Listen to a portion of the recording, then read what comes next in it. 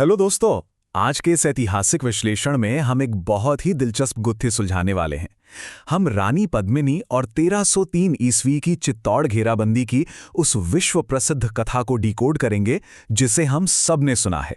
हमारा मकसद है उस पॉपुलर कहानी को वास्तविक और प्रामाणिक इतिहास से अलग करके देखना। तो चलिए शुरू करते हैं। जरा सोचिए, क्या हो अगर राजस्थान की सबसे मशहूर ऐतिहासिक गाथा असल में सिर्फ एक कविता पर आधारित हो। हैरान करने वाली बात है ना?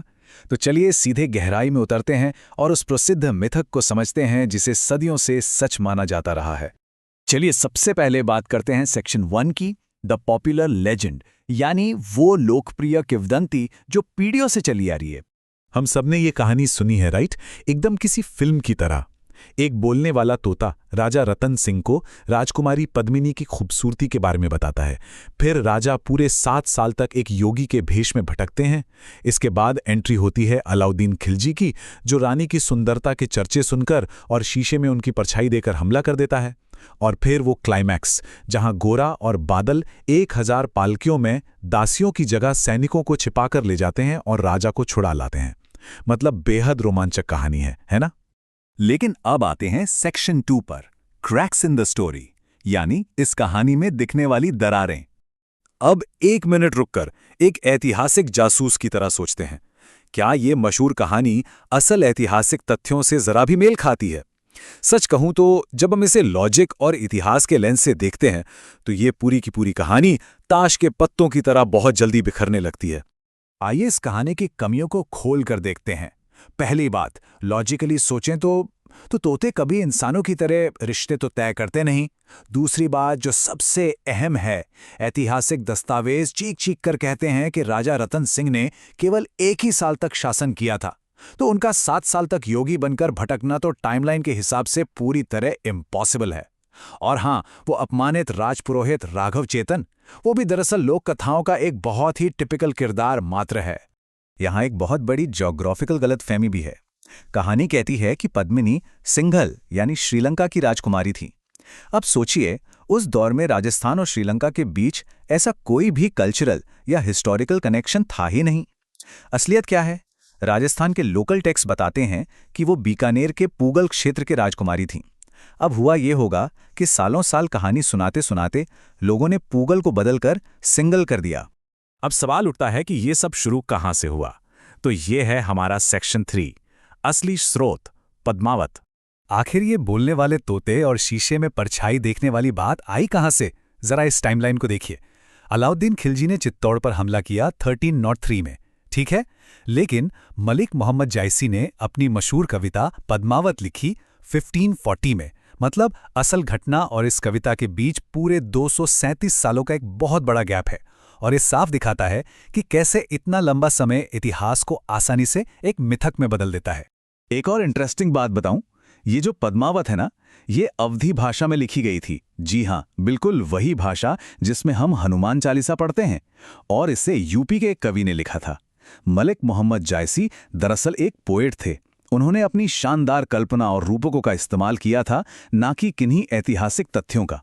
वो कोई इतिहासकार नहीं थे। तो फिर खिलजी के हमले का असली कारण क्या था? आइए देखते हैं सेक्शन 4, असली साम्राज्यवादी मकसद। अब इस काल्पनिक रोमांस से थोड़ा बाहर आते हैं। अगर हम 1303 की घेराबंदी के असल दस्तावेजी कारणों को देखें तो एक सीधा सा सवाल उठता है।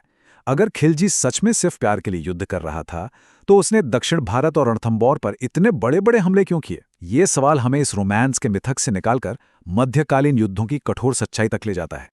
अगर आप हिस्टोरिकल रिकॉर्ड्स देखेंगे तो पिक्चर एकदम क्लियर हो जाती है।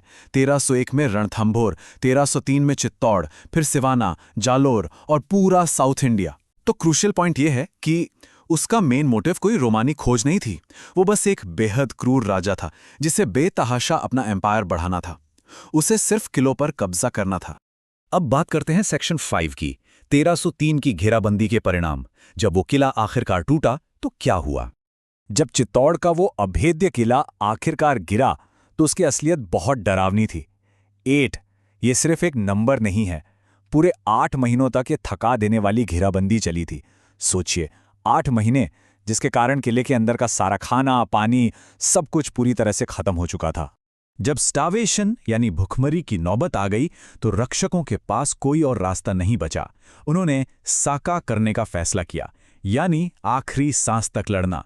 रानी पद्मिनी और बाकी सभी महिलाओं ने जौहर किया और राजा रतन सिंह, गोरा और बादल जैसे शूरवीर लड़ते हुए वीरगति को प्राप्त हुए। ये किले के पतन की एक बेहद गंभीर और दर्दनाक सच्चाई है, जिसे किसी काव्यात्मक रोमांस की बिल्कुल जरूरत नहीं है।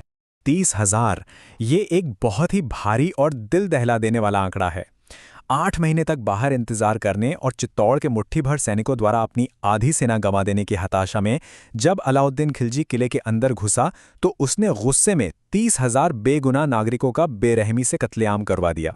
और अगर हम ठोस सबूतों की बात करें तो जीतने के बाद खिलजी ने चित्तौड़ अपने बेटे खिज्र खान को सौंप दिया और शहर का नाम ही बदलकर खिजराबाद कर दिया। ये कोई हवाई बात नहीं है।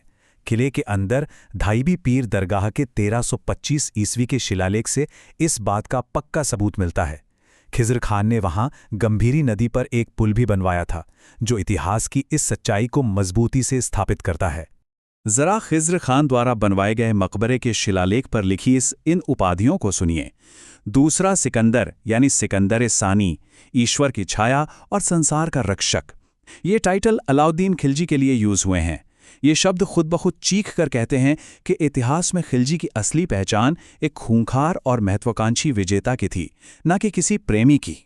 तो अब जरा इस बात पर गौर कीजिए, अगर 16वीं सदी की सिर्फ एक कविता 14वीं सदी के एक भयानक युद्ध के पूरे इतिहास को पलट कर रख सकती है, तो आज हम जिस इतिहास को आंख बंद करके सच मानते हैं, उसमें से ऐसा कितना कुछ होगा जो सिर्फ एक खूबसूरत कल्पना है और जिसका सच सामने आना भी बाकी है।